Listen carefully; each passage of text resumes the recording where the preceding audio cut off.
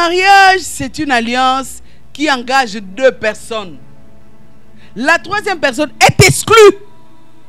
Pas une marraine, pas maman, pas une amie. C'est une alliance qui engage deux personnes. La troisième personne n'existe pas dans le mariage. Quand on infiltre la troisième personne, on détruit. Le trait d'union maintenant.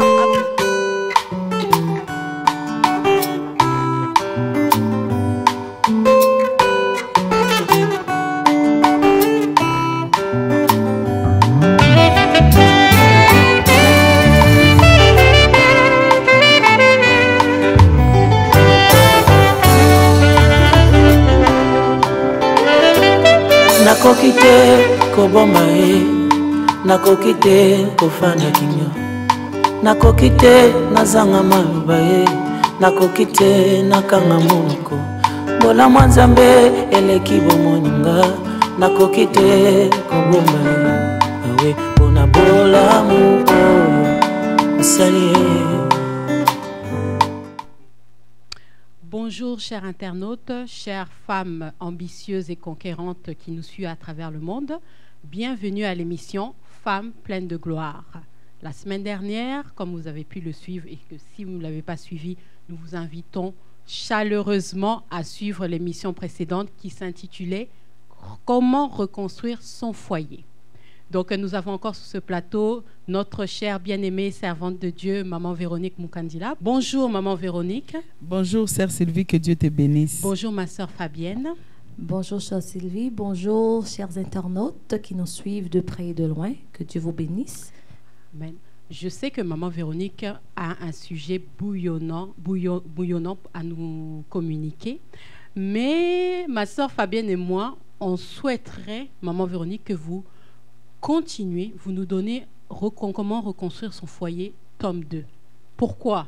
Parce que vous nous avez laissé sur notre faim, sur notre soif, et puis on a eu beaucoup de réactions des internautes, des femmes qui se posaient la question, oui, mais après avoir investigué, après avoir cherché en profondeur les raisons, l'élément déclencheur, comment on fait? Oui, mais vous dites que oui, que si ce n'est pas moi qui détruis, c'est à moi de rebâtir. Mais si la personne qui détruit baigne, par exemple, on va dire dans le cultisme, Maman Véronique, comment peut-on réagir par rapport à ça? Merci. Merci beaucoup, Sœur Sylvie, que Dieu soit béni. Je voulais remercier le Seigneur pour nous avoir encore réunis ce samedi, en ces moments pour véhiculer sa parole, pour éclairer les femmes qui sont dans le ténèbre en ce qui concerne leur foyer, leur vie, la vie de leurs enfants, et donner espoir à ces femmes-là. Dieu existe. Amen. Je sais, dans la Bible, il est écrit un jour, Jésus était rentré dans une synagogue, mais je pense que dans une synagogue, il y avait des enfants qui étaient malades. Dans cette synagogue-là, ça ne peut pas manquer qu'il y ait un homme quelque part qui n'avait pas d'emploi, qui a une famille à nourrir. Mais Jésus, dans cette synagogue, ses yeux sont fixés sur une femme pour voir que l'importance de la femme aux yeux de Dieu. Quand tu es en difficulté, quand tu es méprisé, quand tu es rejeté, quand tu vis des troubles dans ton foyer, quand tu vis ce que tu vis là, que tu te vois fini, Dieu existe. Et à cette femme-là, cette mission se présente aujourd'hui, en cet après-midi, pour dire, fais confiance encore à Dieu. Amen. Si tu fais confiance encore, espère encore, essaye encore. Je sais que tu as gêné, tu as donné tout ce qu'il faut donner, tu as mis ton temps dans l'église, tu as fait ce qu'il faut faire. Tu n'es plus, tu es arrivé à un niveau où tout bascule. Je voulais dire, est-ce que tu peux encore espérer par rapport à ce que tu vas écouter aujourd'hui? Est-ce que tu peux encore essayer de faire confiance encore? Est-ce que tu peux encore mettre encore un petit pas de nouveau? Est-ce que tu peux encore croire encore que quelque chose peut se faire au travers de cette émission, au travers de ce que tu vas suivre, par l'aide de Dieu? Je pense que tu auras la réponse à ce qui te trouble dans ta vie. Que Dieu te bénisse abondamment et que cette émission rentre partout dans le nom de Jésus. Amen. Merci. Amen. C'est vrai que l'émission passée, on a parlé de reconstruire son foyer, Personnellement aussi, j'ai eu beaucoup de questionnements. Et en tant que mère, il y a, même si tu ne poses pas la question, même si tu feins de vivre autre chose, parce que tu es bien habillé, tu es bien maquillé, parce que tu es à côté de l'homme. Vous savez, une maman, hein, c'est une personne qui ne regarde pas avec les yeux, qui regarde avec son cœur. Moi, en tant que mère, j'ai un cœur qui peut détecter que ce sont des maquillages. Mais au fond du cœur de cette femme, elle souffre. Je suis une maman. Je peux bien sentir des choses, pas avec le nez, mais je peux sentir avec mes yeux en tant que maman. Que cette fille, quand bien même elle est belle, mais son sourire là, ça ne vient pas du fond d'elle. Elle souffre quelque part. Même tu poses pas la question, même tu te dis, ah, moi mon mariage ça va. Mais on peut tromper tout le monde, mais on ne peut pas tromper Dieu. Amen. On peut tromper tout le monde, on ne peut pas tromper son esprit. Nous sommes là pour donner des solutions. Nous sommes là pour valoriser la femme. Ce n'est pas pour mépriser la femme. Nous sommes là pour armer la femme. Nous sommes là pour diagnostiquer les choses, faire voir aux femmes les choses que des fois on ne parle pas ça tout haut à l'église parce qu'on doit parler du Saint-Esprit, parce qu'on va parler de comment offrir à Dieu tel service. Mais nous sommes là dans cette émission pour parler de ces choses, pour l'avancement du royaume. Amen. Amen. Amen. Une femme dont son mari est dans l'occultisme. C'est ça la question. Entre autres. Oui. Parmi les questions qu'on a posées. Parmi les questions. Oui. Donc, que le mari, l'époux, ou Et dans l'occultisme. baigne. Et comment reconstruire? Est-ce que c'est reconstruisable, Maman Véro? Amen. Que Dieu soit béni. Est-ce que nous pouvons lire le livre de Marc? Le livre de Marc 9.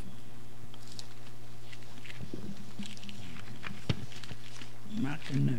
Marc 9. 23.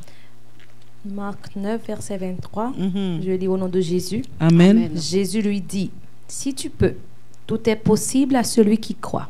Amen. Un jour, parce que cette portion des Écritures, c'est à un homme que Jésus a adressé.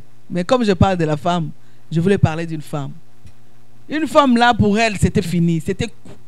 Non, c'est tout. Jésus. Au moment où j'avais 30 ans, je pouvais espérer avoir un enfant. Au moment où j'avais 40 ans, je pouvais... Mais maintenant là, j'ai 53 ans. Je vais espérer avoir des enfants comment? Parce que je suis déjà ménopausée. Je vais espérer à vivre un mariage avec un homme qui va me donner encore quoi? Parce que moi, je voulais avoir des enfants. Pour cette femme-là, c'était la mort de son frère. Mais quand Jésus a vu cette femme-là, il a dit, tout est possible. Si tu crois, tu verras la gloire de Dieu. Bien-aimés, nous pouvons parler du mariage, nous ne pouvons pas exclure les concepteurs. Nous ne pouvons pas mettre de côté la personne qui l'a institué. C'est pourquoi cette personne-là qui a institué le mariage a donné son rôle à la femme. Moi, je veux qu'une femme puisse croire d'abord à elle-même. Parce que si tu ne crois pas à toi-même, tu ne peux pas croire à quelqu'un d'autre. Tu crois à toi-même, ça signifie croire. Croire qu'avec l'aide de Dieu, tout est possible. L'occultisme, baigner dans l'occultisme, baigner dans la magie, tu ne savais pas avant que tu t'es marié avec. Maintenant, tu t'es marié. Mais la Bible dit le mariage c'est pour la vie. C'est pour la vie. Si c'est pour la vie, c'est qu'il y a un traitement. S'il y a un traitement spirituel pour les gens qui sont atteints de maladies incurables, qui témoignent, il y a un traitement spirituel aussi. Pour les gens qui sont dans le manque d'amour, pour les gens qui sont courbés dans des liens de famille, pour les gens qui sont courbés dans les liens ancestraux, pour les gens qui sont dans la magie. Est-ce que Jésus choisit les gens? Il dit, il est venu pour les malades. Être dans l'occultisme et être une femme qui vole, ce sont des personnes qui sont malades. Mais Jésus est venu pour ces gens. Je voulais vraiment que la femme que je suis en train de parler, qu'importe ce que tu vis, d'abord connaître qui tu es et savoir sur qui tu t'appuies. Quand tu es sûr de la personne qui te détient, qui te donne la force, tu combattras. Tu combattras. J'ai vu les occultistes servir Dieu. J'ai vu les batteurs de femmes devenir des serviteurs de Dieu. J'ai vu des voleurs être des grands serviteurs de Dieu. Dieu existe. Amen. Est-ce qu'une femme peut croire d'abord que Dieu existe? Bien-aimés dans le Seigneur, la durée du mariage, c'est pour la vie. C'est pourquoi je voulais prévenir à une fille qui n'est pas encore mariée. Au lieu que tu rentres et que tu découvres ça, mets-toi en prière. Dieu nous appelle ses amis. Il dit, je vous appellerai plus serviteurs. C'est dans le livre des gens. Je vais vous appeler mes amis. Un ami ne cache rien à son ami. Avant de rentrer, si tu consultes cet ami fidèle, il va te révéler, n'y va pas. Mais si tu l'as consulté, il t'a dit ne va pas. Toi, tu es allé par toi-même. Sache que la durée du mariage, c'est pour la vie. Amen. Merci, maman Véronique.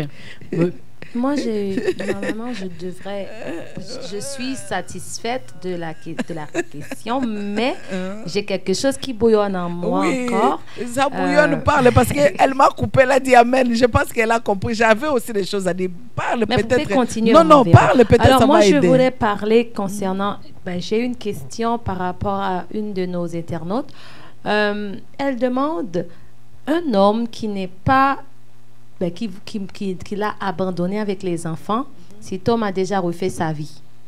Et elle, on peut dire que non, elle est restée, elle a dit, si je vais commencer les étapes de la reconstruction, comme vous avez dit, maman Véro, je vais reconstruire quoi, puisque je n'ai pas de mari, il a déjà refait sa vie avec une autre femme, et moi, je suis seule avec les enfants. Alors, quand je vais prendre mon temps, comme vous avez dit, je prends du temps, et après, je cherche l'élément déclencheur et je vais tourner mes regards vers le Seigneur.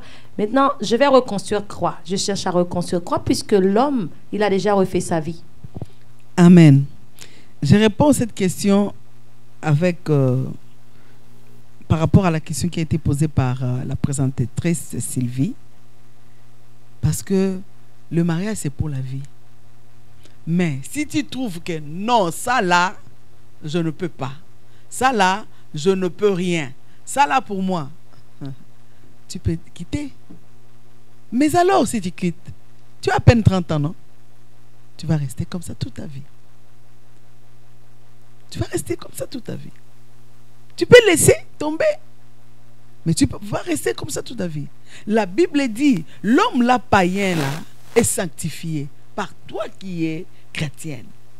Si tu crois la parole de Dieu, vraiment nous avons dit, reconstruire son mariage, c'est un programme qui prend l'investissement de ton temps, la compréhension de la volonté de Dieu. Amen.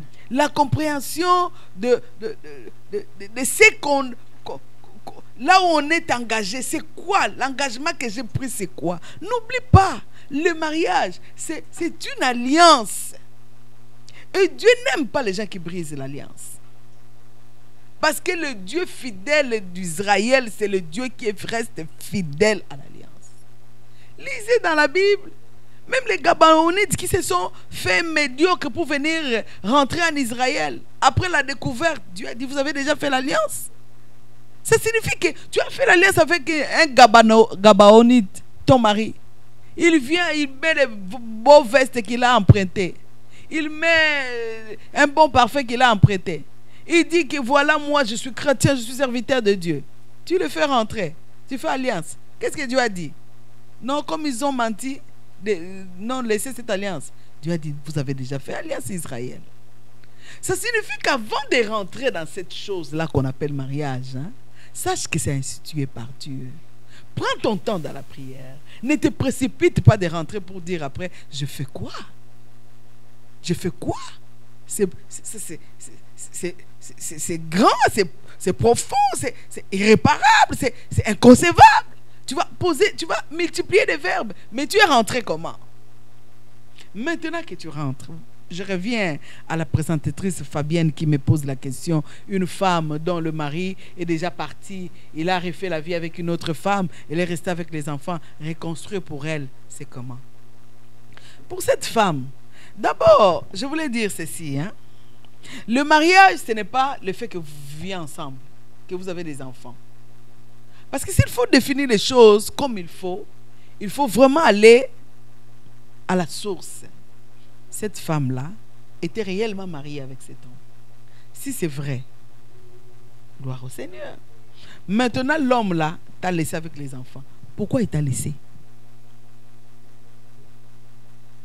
Pourquoi il t'a laissé? L'élément déclencheur, c'était quoi? Aujourd'hui, l'émission d'aujourd'hui, là, quand bien même vous me ramenez à l'émission passée, j'allais parler d'autre chose. Vraiment dans mon cœur, par rapport à la question qu'on m'a posée dernièrement et avec le cœur de mère, j'allais parler d'autres choses. Conquérir son foyer. Parce que reconstruire, même conquérir, ça prend un programme. C'est un programme.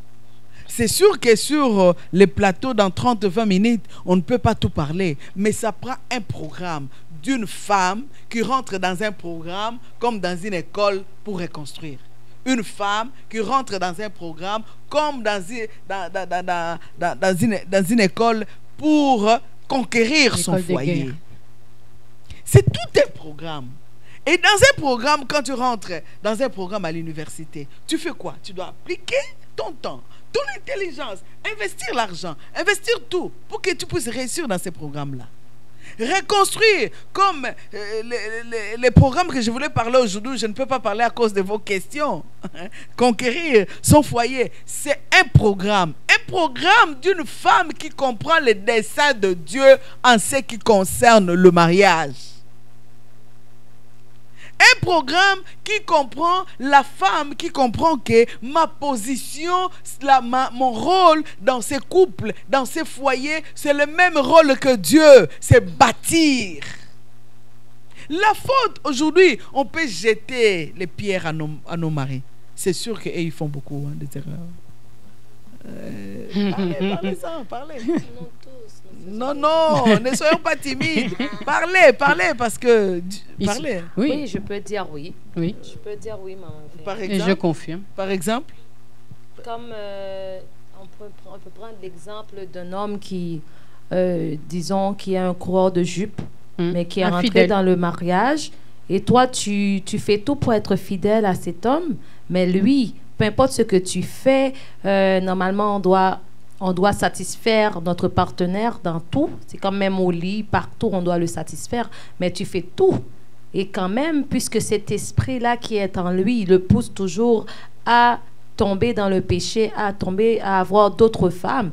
Et on parle de l'osmose à l'église, mamie. C'est-à-dire que moi, je vais pas me mettre avec un homme qui va par-ci, par-là, qui est comme un papillon qui butine de fleur en fleur. Tu es d'accord avec ça? Tout à fait d'accord. Tu ne peux pas rester avec un tel homme. Comment d'abord tu es rentré là-bas? Toi qui veux sortir. Dites-moi comment tu es rentré. Est-ce que Dieu peut donner à sa fille un homme qui est coureur de jupons? Comment tu es rentré? La question, quand on rentre là, on ne cherche pas Dieu. Mais ce que j'aime, même quand on est rentré sans Dieu, Dieu est capable de restaurer. Amen. Mais la restauration, c'est toi qui dois le vouloir. C'est toi qui dois le vouloir. J'ai vu les impudiques servir Dieu. Est-ce que Dieu peut se servir des impudiques un jour? Ça signifie quoi? Tout est possible. Tout est possible. Tout est possible. Ça signifie que quand tu te mets à la place qu'il faut, je sais que c'est pénible. C'est facile de parler, c'est facile d'exhorter, mais c'est pénible à le vivre. Un homme qui est tout le temps dehors, un homme, qu'importe ce que tu fais, est dehors. Mais avec Dieu, tout est possible pour que le cœur de cet homme soit ramené à la maison, le cœur de cet homme soit ramené. Parce que quand bien même, il avait cet esprit, pendant que tu étais fiancé avec, il faisait pareil. Mais il était avec toi. Vrai ou faux? Peut-être tu ne le voyais pas. Peut-être. Mais il était avec toi. Ça signifie que c'est le même homme, il n'a pas changé. Le changement maintenant parce que tu le vis. Mais tu le vivais même quand tu étais fiancé sans que tu le saches. Maintenant, cherche Dieu. Cherchez Dieu. Je vous ai dit à l'émission passée, le cœur d'une femme attire la compassion de Dieu. Une femme qui pleure. Dis-moi, il y a quelqu'un qui a souffert sur la terre comme Jésus? La Bible dit, il a pleuré, la sueur lui sortait comme les grémeaux du sang à cause de l'humanité. Lui qui n'avait pas péché, il pleurait parce qu'il devait prendre la charge de tous les péchés de l'humanité. C'était fort, c'était dur. Il a crié. Il a dit si c'est possible que cela soit éloigné. Parce que c'était dur. Mais en fin de compte, ce qu'il a dit quoi? Que ce soit la volonté de Dieu. La volonté de Dieu, ce n'est pas que tu pleures. La volonté de Dieu est que tu sois heureux dans ton mariage. Amen. Que tu sois heureuse dans ton mariage. Alors pour te placer dans cette volonté de Dieu, le travail en tant que femme, c'est de bâtir. Ça signifie parce qu'il va ailleurs, toi tu vas priver. C'est parce qu'il mange ailleurs, il mange au McDo, que tu vas pas faire à manger. Non. Fais ton devoir de femme. Tu fais ce que Dieu te recommande de faire à la lumière de la parole de Dieu. Et mets tes genoux à terre. Crie au devant de celui qui a connu la douleur. Dis-lui comment tu souffres. Et celui-là, il a une réponse à toutes les questions sur la terre. Amen. Je sais que Fabi, tu n'es pas satisfaite. Pose encore une autre question.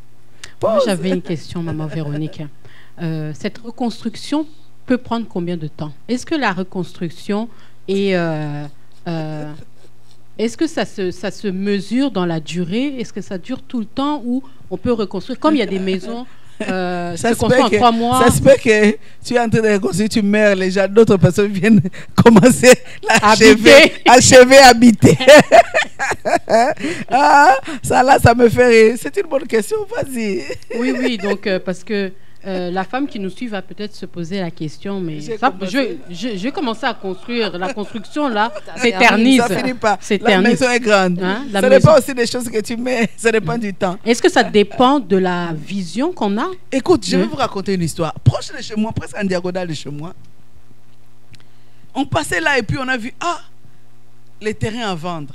Quelques temps après, on a enlevé le panneau qu'on a mis pour vendre là. On a vu les gens commencer à ranger les terrains pour construire. Oh, après 2 semaines, mon mari crie, Véronique, regarde, la maison est presque achevée. J'ai dit, dans 2 semaines, c'est pas possible. Et réellement, c'est presque achevé. Ça signifie que le temps où ça prend le temps de Dieu. Moi, je sais qu'il est dit dans la parole de Dieu, Dieu fait toutes choses bonnes en son temps. Amen. Mais qu'est-ce qui peut motiver aussi Dieu à faire avancer les choses rapidement? La Bible dit, Dieu a juré que les Moabites n'entreront pas dans l'assemblée de saints. Mais qu'est-ce qui a poussé Dieu à enlever cette loi dans la vie de Ruth? C'était l'attachement, l'engagement, le vouloir de Ruth. Les gens arrivent dans le champ de Boaz, s'assoient.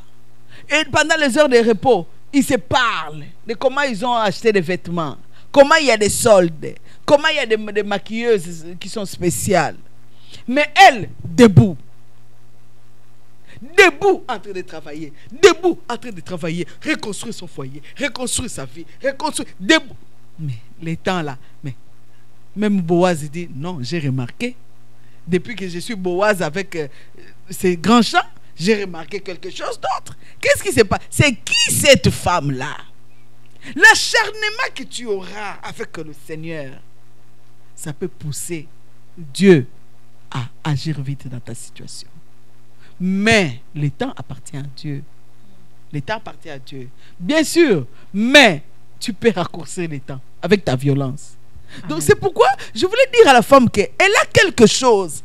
Regarde Ruth qui avait quelque chose, maudite pas par une tante, un oncle, pas par un grand-parent ou quelqu'un qui a payé son loyer ou le minerval pour elle pendant qu'elle était aux études. Mais non, Dieu lui-même maudit. Et une fille change l'histoire. Une femme change l'histoire. Une étrangère change l'histoire. Une maudite change l'histoire. Tu peux changer l'histoire de ta vie. Tu peux changer l'histoire, le cours de ton mariage. Tu peux changer avec l'aide de Dieu.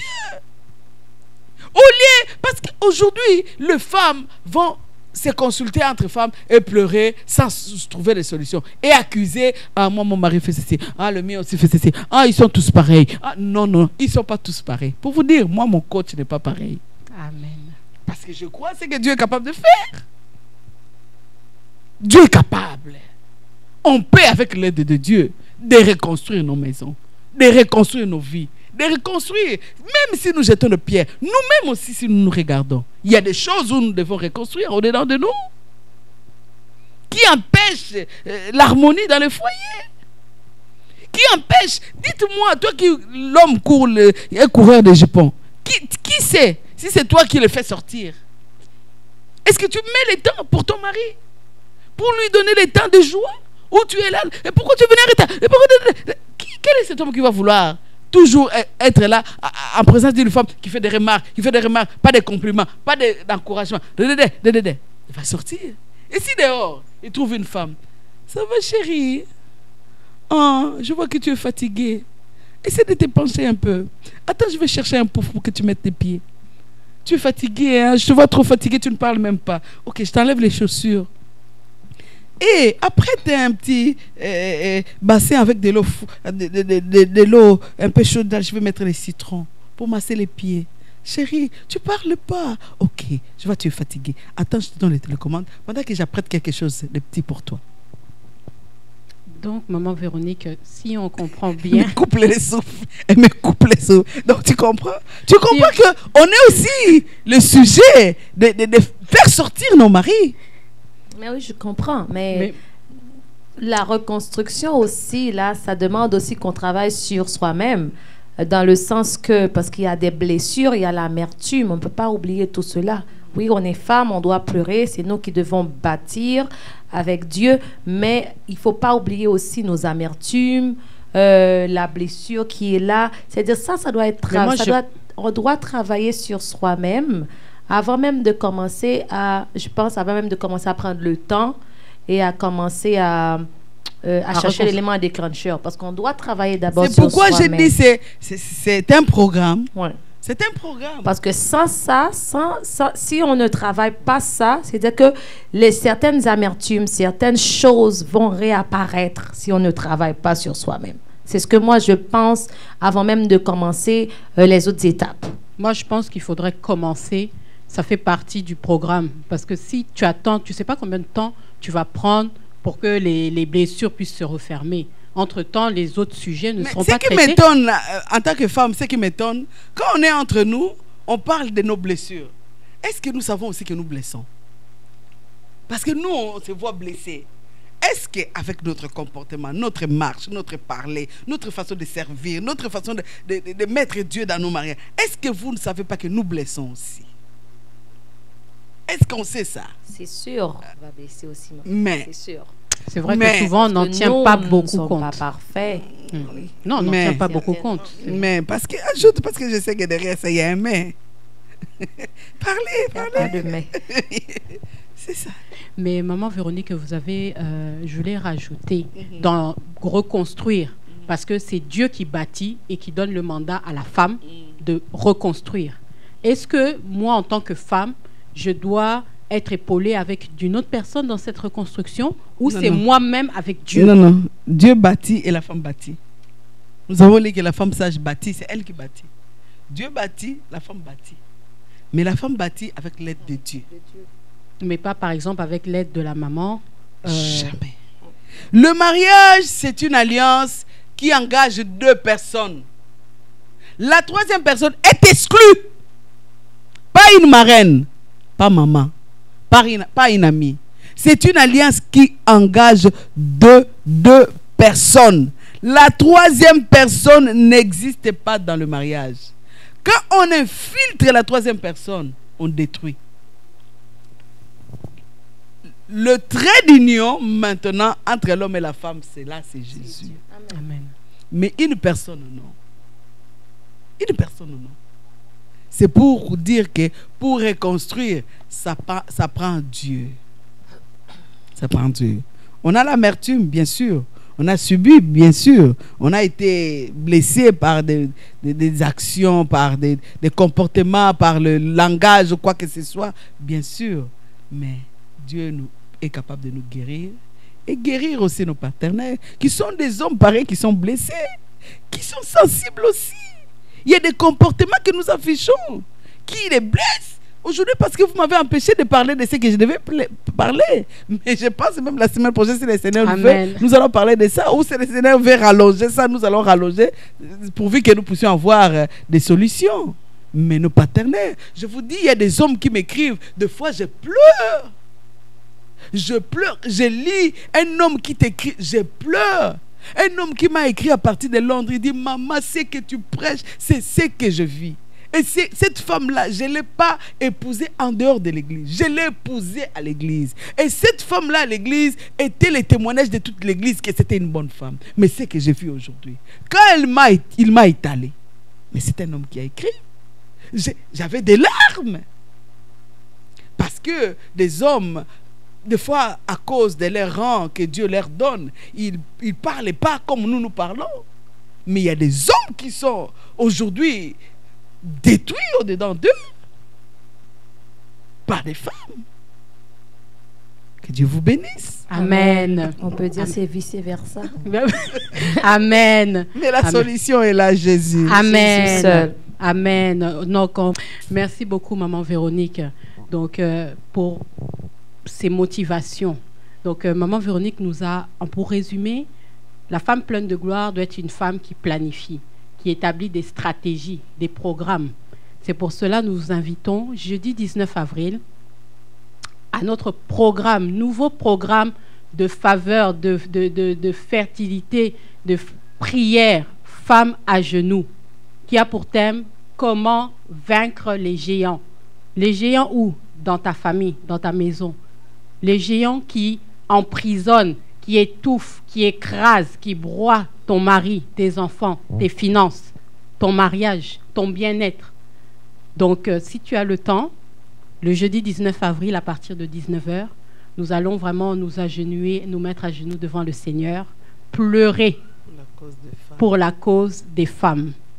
On aimerait bien rappeler l'adresse. Nous sommes au 2420 rue des Carrières et notre église, nous commençons de Genèse à Apocalypse, mais nous avons notre chef, celui que Dieu a mandaté, le pasteur Pierre Mokandila. C'est-à-dire, on vous attend tous le 19 avril au 2420 rue des Carrières à 19h pour la prière de femmes à genoux. Venez et pleurez devant notre Dieu. Merci.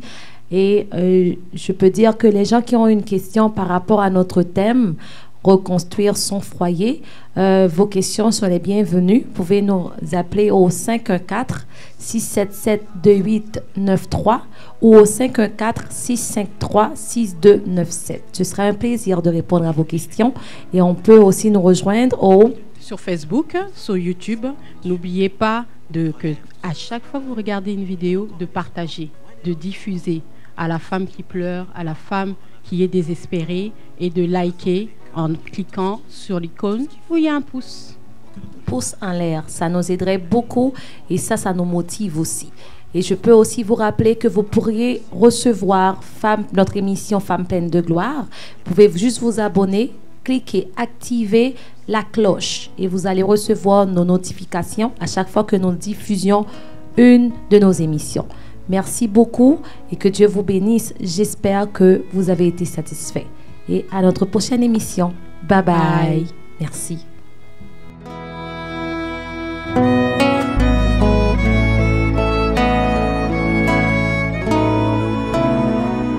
C'est encore possible de vivre la gloire passée, de reprendre force et vidant la main cachée.